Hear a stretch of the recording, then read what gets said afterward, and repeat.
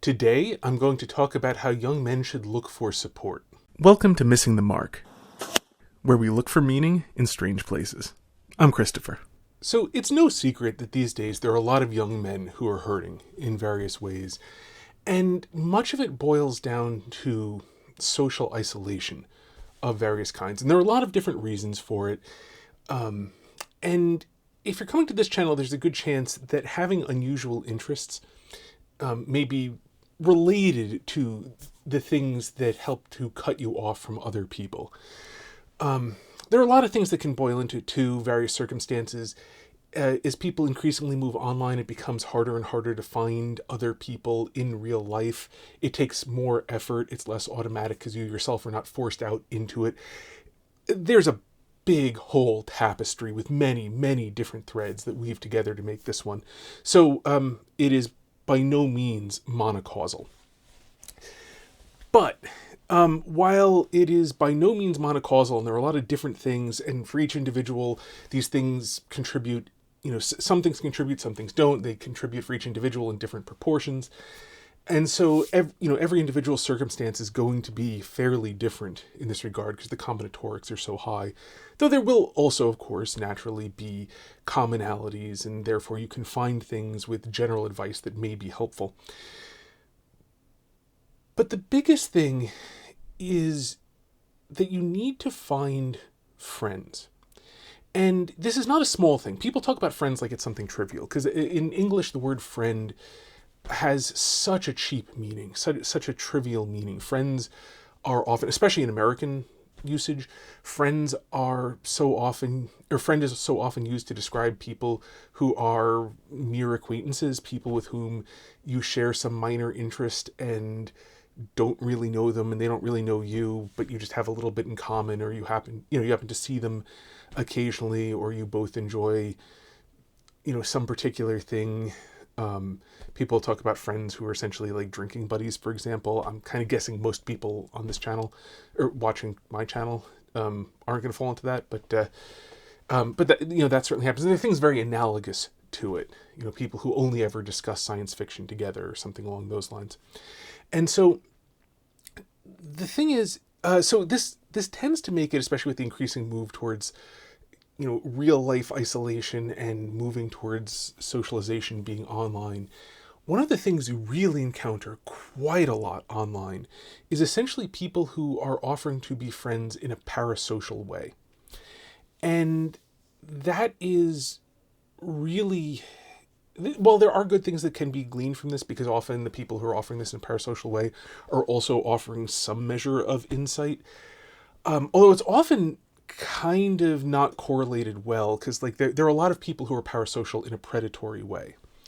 And so you really want to be very careful of the people who are parasocial in a predatory way. I've talked about this occasionally before, like the people who, oh, hello, friends. It's so great to see you all. I'm so happy that you're here with me. It's so wonderful to have you back, and each and every one of you means the world to me. That stuff. Like that kind of thing. And some people are just very effusive, and it doesn't entirely, like, part of why it works is because it is appropriate to have gratitude to people who are, for example, paying you essentially, or from who's watching you make a living, for people who do. I mean, my channel's not monetized, but a lot of people's is. And so, it makes sense to have a measure of gratitude.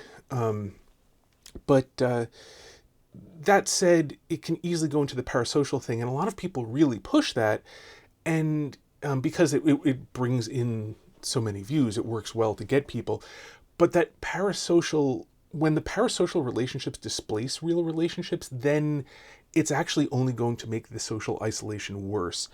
And where you especially see this in a pernicious way is people who are offering these sorts of parasocial relationships, especially like a parasocial mentor relationship, to people where they're talking about like issues of like, for example, like why some young men are lonely, or sad, or hurting in various ways.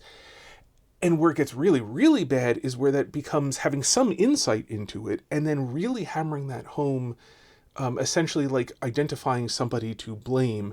And they're various targets. It doesn't really matter what the target is of who to blame. And it's almost invariably somebody who has some relationship to the problem. And since, there are very, very few saints, they're going to have done things wrong. And so there's validity to it, but it's taking one aspect of a true friendship relationship and then twisting that into being a highly, a highly, highly predatory parasocial relationship, which really just makes the people involved more miserable, squeezes out and excludes finding things that will actually help them. So, to sort of crystallize that, the thing that you actually should find is, as I said, friends, and ideally older friends. What you really want when you are young is you want some friends your own age, of course, but you also want some older friends. Somebody at least, say, 20 years older than you is ideal. Like if you're 20, you want somebody at least in their 40s, if not their 50s or 60s. Because that person will have been around. They will have seen a lot. And it's not just the life they themselves have lived. Like, it's a little bit less useful if the person's been a hermit the entire time. They'll have gained some insights in as a hermit. But for people who haven't lived as a hermit, in the extra 20 or 30 years they've been around, and all of that as an adult, they'll have met a lot of people. They'll have seen a lot of people doing a lot of different things. They'll have experienced a lot of the different vicissitudes of life, seen different stuff in terms of, in older times, what's been on television, in modern times, like the things that are going around the internet. They haven't changed that much. Like, they've changed, but not nearly as much as you think, and the structure of them tends to be very, very similar, just the expression being different as appropriate to the circumstances. So making friends with somebody who's like, when you're in your late teens or early 20s, making friends with somebody who's like 20, 30 years older than you are is really, really beneficial in a variety of ways. Now, you have to be careful. Don't pick a fool, to be a friend. Like, you want to find somebody who has actually managed to accomplish some things in their life. And this is the thing, this is not very appropriate to somebody who's 20. Because a person who's 20 is still just starting out. It's super easy to misjudge people. Somebody who's 40 and they're, 40 and basically haven't done anything, haven't accomplished anything. You don't have to be married with a family. That's one form of accomplishment. You can also be leading the single life and any manner of things, whether you're a scholar or whether, whatever particular way in which you serve the world. Single people can serve the world, and they can serve quite a much larger number of people than married people can, because a married person must concentrate the people they serve primarily on their family. Their children need so much of them. So they can't serve very many people. They just serve a few people quite a lot. Single people have the option to serve a very large number of people, though not nearly so much, individually speaking.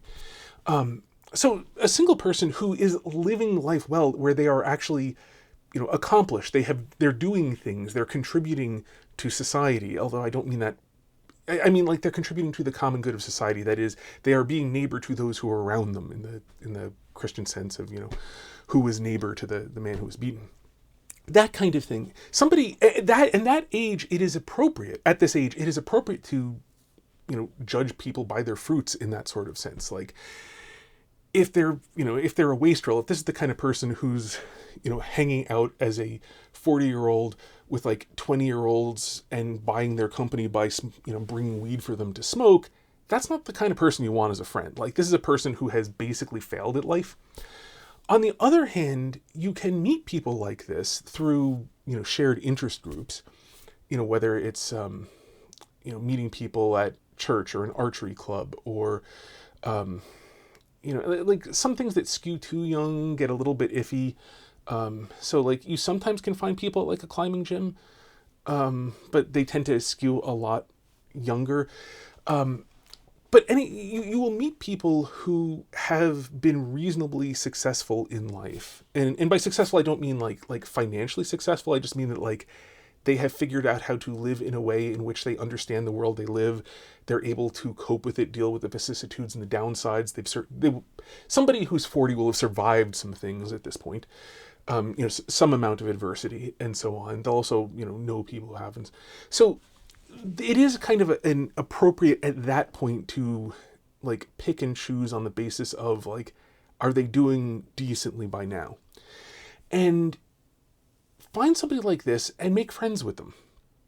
And that's a person who will be able to help you in a variety of ways. Now, like, it's limited because, right, they're not your father. So the amount that they're supposed to help you is limited, but it's actually quite a lot with it. I mean, those limits are fairly high. Like, they're not going to fix your life for you. They're not going to tell you how to live.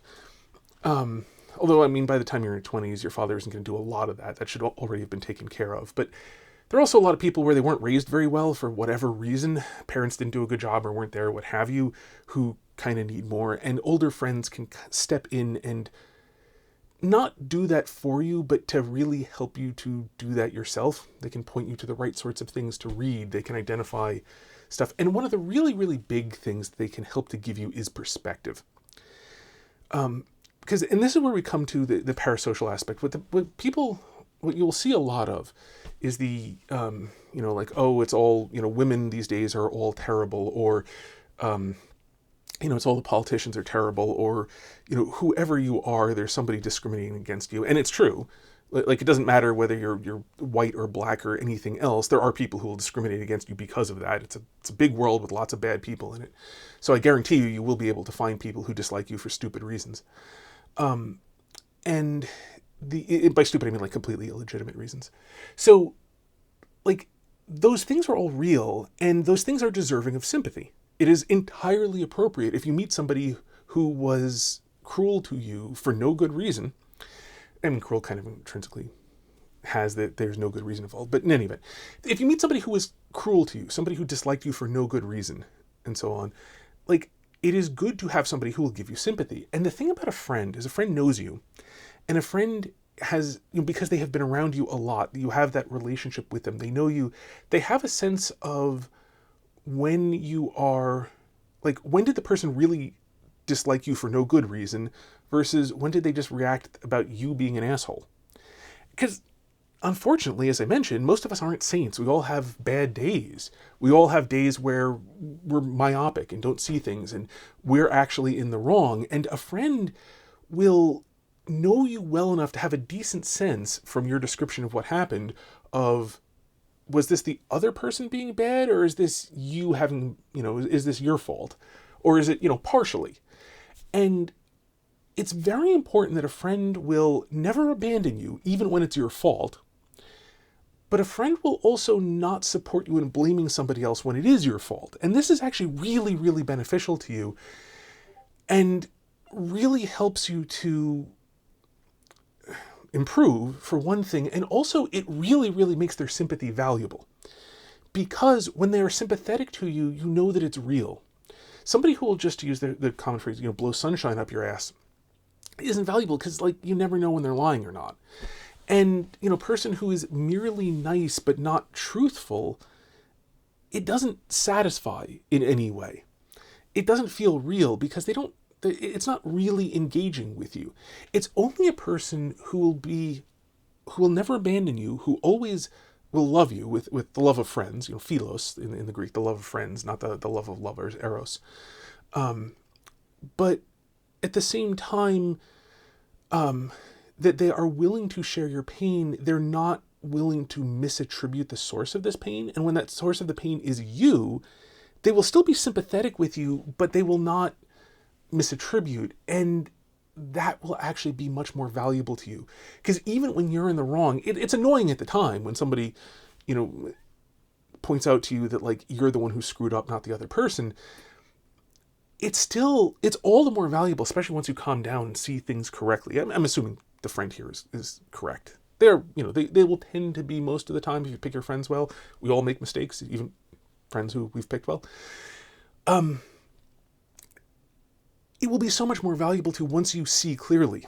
Whereas a person who's just always sympathetic and always blames the other person, when you see clearly, it feels terrible, and worse going forward. Whenever they're sympathetic, you never trust it. And then that sympathy doesn't do you any good. So that's why like the sympathy of real friends is so valuable and also so useful because it doesn't hurt you. Their sympathy helps you. It makes you stronger. It helps you to deal with whatever pain you are feeling. And it helps you to do that in a way that is actually directed towards the good, directed towards your own happiness, towards being happy in the future, towards recovering and becoming stronger. Because that's the goal. Like, yes, pain hurts, but you need to get through it. Like, in the moment, yes, you need, it's important to acknowledge pain hurts. That's real. That's true. But if all you're doing is staying there, well, you're just in hell. The whole point is to get through it, to get to happiness on the other side. And it does not work in this world to simply want the pain to go away. It works like when you're 6 months old, you feel some pain, you don't even know what the world is, you don't know what's going on. Your job is to just cry until one of the people with a fully developed brain who knows what's going on comes and tries to figure out what the problem is, because like you're still growing up, because we don't, mammals with our brain size would normally gestate for a heck of a lot longer, and we're still like getting to the point where we can actually accurately see the world, for example. So like when you're an infant, and literally like 3 months, 6 months old, your job is just to cry when something's wrong, and then somebody who knows how to do anything, how to fix problems, will come and solve it. Once you're, on to your adult years, it's no longer time to cry when something is wrong in the sense of getting attention of somebody who knows how to fix problems. It's time for you to be the one to start fixing the problems. And that's the only way you're going to be happy. That's the kind of species we are. We have to face our own problems. Sometimes with help, often with help, frankly, actually. But part of our facing our problems is getting the right help from the right people to face whatever the problem at hand is. And so that is the benefit of a real friend, and that can only be a person who actually has a true relationship with you, is a person who can help you to do these things, help you to see how do you get from this place of suffering to better. And that's why having a real relationship is so important. It doesn't have to be in person. In person's great if you can get it, but not everyone can. You can have a good friend who you've only ever met online, who lives half the world away from you, but the two of you form an actual relationship where you talk to each other, you know each other, maybe you do video calls. Maybe you don't. Maybe you only ever talk over text. That is very, very limiting. But maybe you do, but you know each other and can still do this because you're still there, you still know the other person, you can still take everything in that give and take, and each of you can be for the other that extra perspective and give that help. Now, the thing is, the parasocial relationships will feed off of that apparent sympathy, because it's super easy to be sympathetic to people you don't even see. I think most people, I know, when I record videos, I have the monitor to make sure I'm actually properly in frame. It's just simply practical because it's a little too easy to accidentally, take a step over and doesn't feel very different. But before long, you're not even on camera. So it's really helpful to have, a monitor showing you like a little picture of what you look like to make sure you're not screwing anything up. And, if you hold something up to view, like here, look at my phone. I need to see what, is going to be in the video. Very, very common. You're the only person, the person in the camera is actually looking at. And as a result, it's super easy to be sympathetic to a person you don't even see. Like, you're not getting the normal things that trigger various, because we have various emotional reactions of to varying degrees, but of empathy when we're looking at another person who is giving us signals of like that they're hurting and that they're suffering. And when you look at the face of a person, of another human being who looks like they are unhappy, where this is like a person and have some relationship with especially, but like even if they're just in the room with you, you're relating to them in that fashion, this triggers various feelings in you. If they're literally not even there, if this is purely in your imagination, it is super easy to be sympathetic. It costs you nothing. Because like none of those things trigger. You don't feel anybody's pain. You're just doing a good show of looking like you feel somebody's pain. And that's super easy. I mean, maybe you're thinking of your own pain or something, a kind of depressing number. If you like look back in the history of YouTubers, a depressing number of them had terrible childhoods and are using YouTube not so much to give to other people as they are to like fill a hole in themselves. It's a lot of people want fame because like fame promises a lot of things, including like fame feels fame feels a bit like the voice of God smiling. It's one of the reasons why they say never meet your heroes, but like the funny thing is it kind of goes both ways. You'll see a lot of cases, people meet some famous person like, wow, they're nowhere near as good as I thought they were. And they're realizing the reality behind the parasocial relationship, and that there really isn't a relationship there, and that the person has downsides because when you turn on a camera and there's nothing else you have to be doing, etc., it's relatively straightforward to seem really friendly and nice. And at the same time, the famous person meets them like, this is the public that has been filling up my ego. This is just another human being like me. This isn't God. And they can be super disappointed too. That applies, that kind of dynamic, frankly, looks like it applies scarily often on YouTube.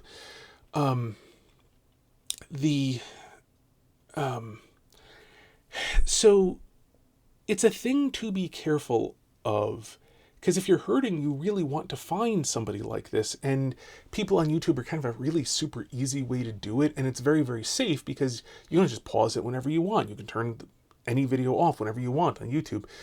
And so it's a super, super safe way of engaging with other people. When you're hurting, of course, because every human interaction is intrinsically dangerous. A person can reject you. A person can turn on you. A person can... there are lots of things that you can do just through words that are extremely hurtful. And when you yourself are hurting, all the more so are you on your guard. And so YouTube is and various other online places, online magazines and so on, are very tempting to go looking for people to be sympathetic to you and to build this relationship because it's so safe.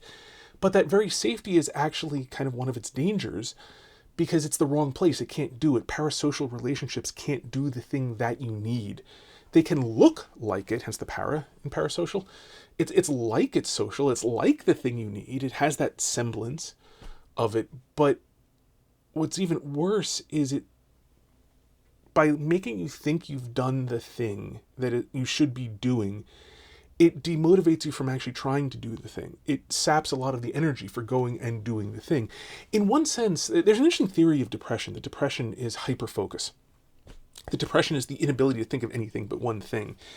And it's we experience that as sadness, but it's sort of a self-reflective obsession with trying to fix the problem at hand, tending to be coupled with not the path to fixing the problem at hand not being obvious, which is why we're not just working on it. And in some sense, like, being really, really hurting is kind of like that. Like, if you think for a moment, you think about physical pain, right? It's like you break your arm and it really, really hurts and you don't want to move it and you don't want to do anything with it. Well, that pain is actually communicating to you what you need to do, which is to give the arm time free from stress in order for the bone to knit back up again. Literally, you've got like a crack and like the cells have to cross and make gaps until you've got sufficient reinforcement that the thing can withstand stress. It's literally physically what's going on. And the pain is actually helping you to know to not stress the thing for a while and to just let it be and let the healing process happen without producing additional stress. Well, emotional pain is, to a great degree, we recognize that something's wrong and that we need to go fix it. And all of the things that like a person who isn't hurting would go and do are way less important than fixing this problem, whatever the problem is. Again, different causes for the hurting. So what is the problem that you need to go fix is going to be different. But the point is that like that pain is there to direct you to do the right thing. And that's why coping mechanisms, that's why things that take, like analgesics can be very useful. Analgesic, a thing that reduces pain, can be very useful. Like if you have consciously, like let's say you're sick or whatever, feeling like shit is meant to like make you just go rest so you can devote as much energy as possible to, fighting off the infection. But if you like rationally know what the infection is and it's not that big a deal and you're going to get rid of it one way or another, an analgesic to make you feel not so shitty so you can get some work done, and then you're going to sleep it off and like maybe it'll take an additional 3 or 4 hours over what you would have otherwise, but you're in a safe environment. You don't have to fix the problem. You don't have to fix the infection as fast as humanly possible. You can take a little bit longer, be productive first, etc., like an analgesic is very useful right there, because now you're saying like, okay, yeah, body, I know what's going on. I've rationally figured this out. Not so important. Stop bothering me with this information. It'll be okay. And that's like the use of like when you take ibuprofen to reduce feeling shitty so you can get some work done in what you know to be a minor cold. It's actually a really, really terrible idea to use ibuprofen to shut down the symptoms if you haven't figured out what's going on, because it's possible to let an infection get way, way too bad when you should be like seeking medical attention and be on antibiotics or something like that. So there are a lot of medications that can turn down your body's signaling that there's a problem, and that's really useful when you're dealing with the problem, but can actually lead things to get much, much worse if there's a problem that you should be fixing right now. In like manner, if you are emotionally hurting, you need to figure out what the problem is before you try to reduce the emotional pain, and then figure out what should you be doing about this problem before you reduce the emotional pain.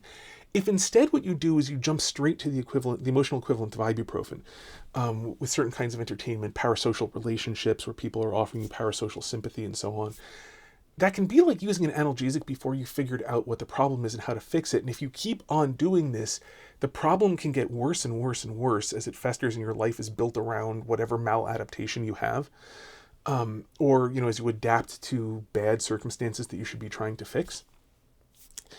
And or learning the appropriate way of dealing with it, because maybe for example, a loved one dies, right? You're not going to fix that problem. You're very, very unlikely to be enough of a saint to bring somebody back from the dead. Very few people have ever been given that power. So you're not going to fix the problem in that sense. But there is like a proper way of dealing with the death of a loved one, and then there are improper ways of dealing with the death of a loved one. And like the super classic type of just taking analgesics is you crawl into a bottle, like you get drunk, and just stay drunk, and just keep on staying drunk, and because like that turns off emotions.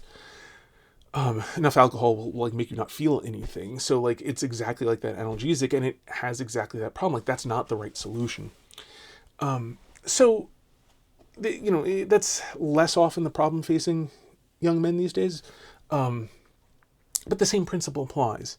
That like you want to solve it correctly, not incorrectly. And like maybe part of the solution is just like learning to develop the ability to accept pain and operate with it, or to accept some sort of loss, or the humility to accept like I have not been given something that somebody else has been given.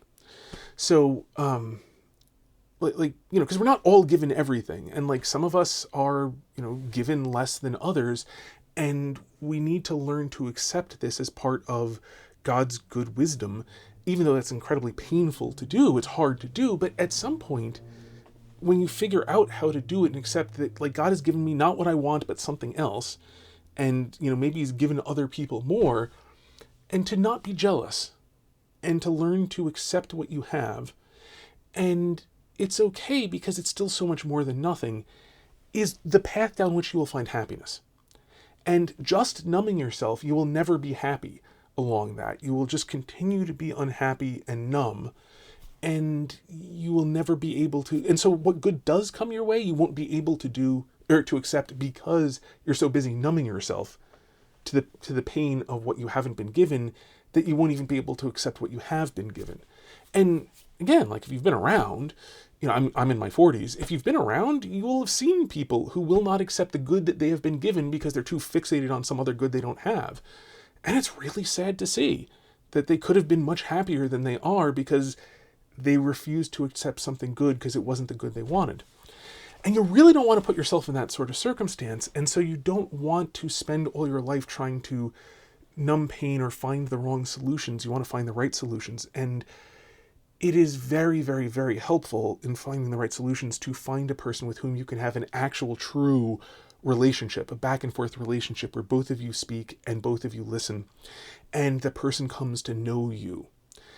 And so it's not easy. It takes a lot of work, and it's dangerous because, as I said, all human beings are intrinsically dangerous. They can always reject you. They all have flaws. They're going to hurt you, guaranteed. It's more true perhaps in romantic relationships. I can guarantee you that people are going to hurt you because like there's a certain element to like that closeness means that your flaws are going to hurt the other person and vice versa. Really, like more than trivially. unless both of you are some pretty amazing saints, the it's, friends aren't quite as close as romantic partner, husband and wife are. And so you're not guaranteed to hurt each other as much, probably. Although it will vary significantly, and like the love of friends is a very strong and very, very powerful love and should not be underestimated in terms of how strong it is or how much happiness to a human being it brings. Our modern culture is overly fixated on romantic love and just does not appreciate how strong the love of friends is and how much happiness the love of friends brings to you. There are lots of times and places where people had a much better appreciation for it and frankly understood that your friends bring you more happiness than your wife does. And there's a fair amount of truth to it, frankly.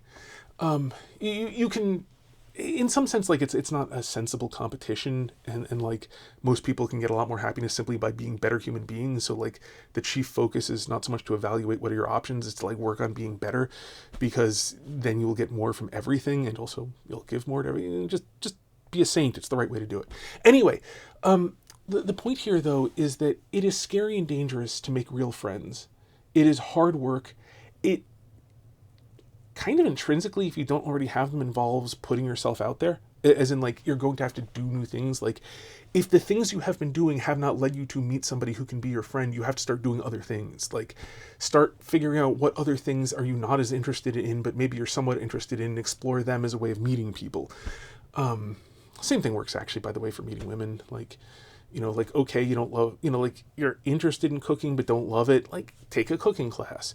You're interested in rock climbing but don't love it, well, go and rock climb for a little while anyway. And like you're interested in CrossFit but like not really go take a CrossFit class. Like while you're in that stage of your life where you're supposed to be expanding it until you find the things you're supposed to hold on to, you need to be expanding your life. If you're in that early phase, like you need to be trying new things until you find the things that work, and then hold on to them, and then don't try the new things nearly so much once you've found the things to hold on to.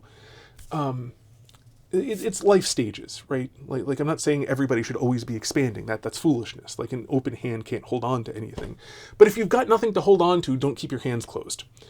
That's essentially what I'm saying there. And that kind of flexibility is hard, and it's work, and it's painful. And I mean, I went through that myself, and I was very blessed to run into people I could be friends with when I was in high school, and held on to them, and in college and held on to them. But like I still had put myself out there. Like I met these people through things like joining clubs, and one of the friends of mine, has been a dear friend, was a high school teacher, and I stayed after class to ask him questions, and he knew so much about philosophy and had so many great discussions. And you have to put yourself out there. I mean, other people made fun of me for staying after class to talk to him. Like literally, I had people who were making fun of me, in various ways. And yeah, it sucked. But actually, I was not even that much. I was used to it because I was made fun of all throughout, elementary school and so on. So like I got real used to not caring about other people's opinions unless they're accurate real early on. I tended to be very unpopular when I was in school and like widely hated. There are a lot of people who refer to me as the walking, talking dictionary. I have a very large vocabulary. I don't notice that I do. It's just natural to me. So like it's hard for me to tone down. And in the same way, like, fish doesn't really notice that they're wet kind of thing. Anyway, but yeah, like, so I have been through it. By no means the worst. I've been very blessed in life and very fortunate.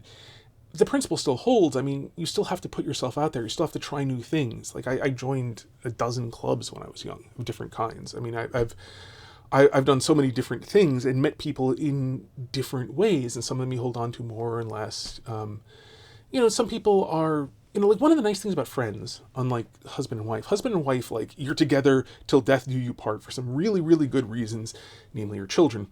And also the way you come, because you're anticipating children, you form your life completely around each other. And so you come to depend upon each other. So you can't abandon each other in good conscience. I mean, but friends aren't like that. Friends don't form their lives around each other in such a total kind of way. Friends don't make new people who depend upon them for decades.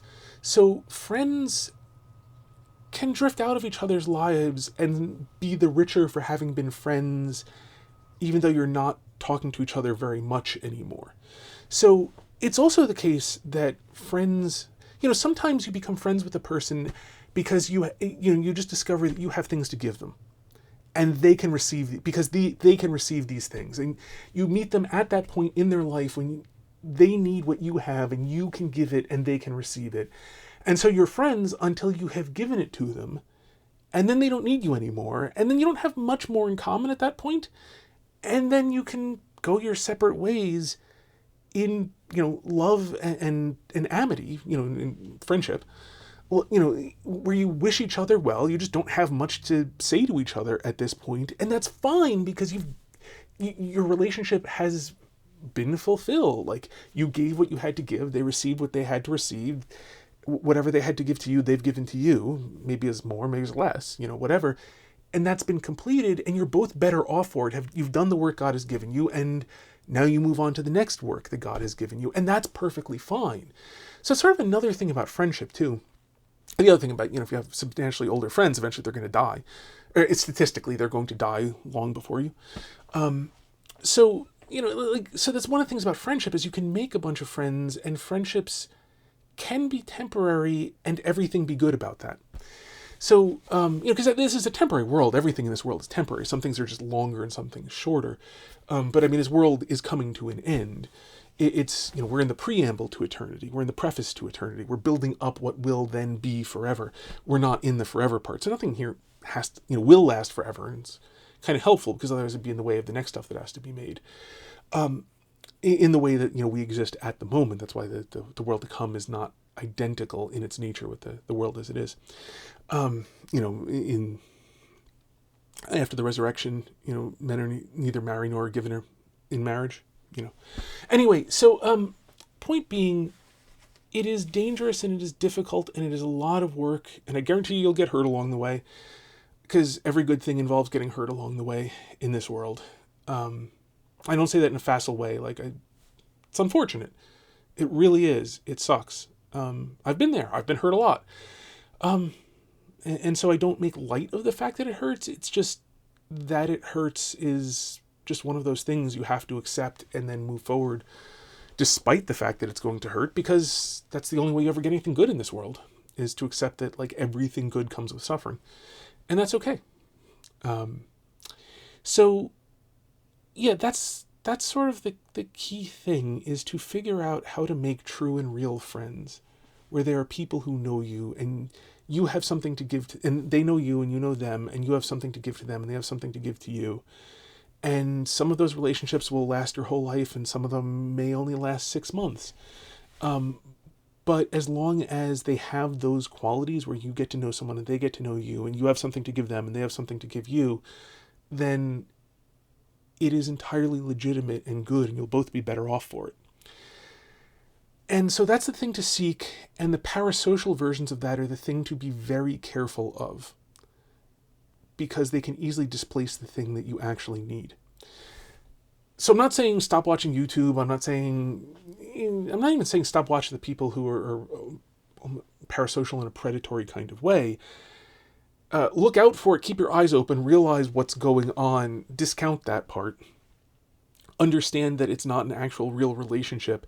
When they teach you something, then accept what they're teaching you, because you're better off for having learned it. So I'm not saying stay away from them. I'm just saying be careful to be realistic about what those parasocial relationships are. Prevent yourself, insofar as you can, from parasocially bonding to people. That you should never do. You should not parasocially bond to people who don't know who you are. And above all, put in the work and accept the suffering of finding real friends in this world. Because it's especially going to hurt when you fail and you think somebody will be your friend and it turns out it doesn't work out. That really, really sucks. It hurts, approximately as much as you think maybe you might be able to form a romantic relationship with somebody and it doesn't work. It sucks. It really sucks. It hurts. But you have to push through the pain to get to the good parts, and that's true of literally all the good parts in the world we live in. So, yeah, that's, I think, everything. I mean, it's obviously incredibly broad and incredibly abstract, but I mean, of its nature, I can't hand you a real friendship with a real live human being who can know you and you can know them, and you have something to give them and they have something to give you in a video. Video is just a recording of me saying stuff, so it's kind of intrinsically very, very limited besides abstract information. But I hope that helps. And it is truly difficult work, and the good news is it's worthwhile work. Until next time, may you hit everything you aim at. If you like this video, then clicking the like button, according to YouTube, will make them more likely to recommend it to others. If you know anyone who might get something out of this video, then it would be kind to share it with them, or just share it on social media in general. And if you'd like to see future videos of mine, you can subscribe. And if you're not in the habit of checking your subscriptions page regularly, then I suggest clicking the notification bell and setting that to always, because otherwise subscribing to a channel basically just sort of like gives YouTube a hint that maybe it should consider recommending these videos to you, possibly at some point, if they think so. It's a funny world we live in. God bless.